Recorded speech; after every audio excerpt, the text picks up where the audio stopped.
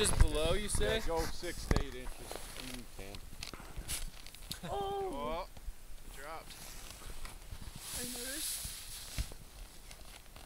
Okay, come down a little further. You guys really dug that thing back a long ways. Okay.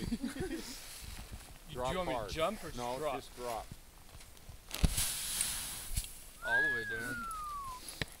It fractured right here too. Look at that. Yeah, that's just where the ski is at. So jump hard. Let's see if you can get it. This is a pretty hard layer up here though, Scott.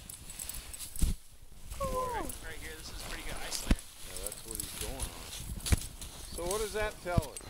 Great conditions. Yeah, it means We're gonna ski this slope right here. just ski very, very conservatively.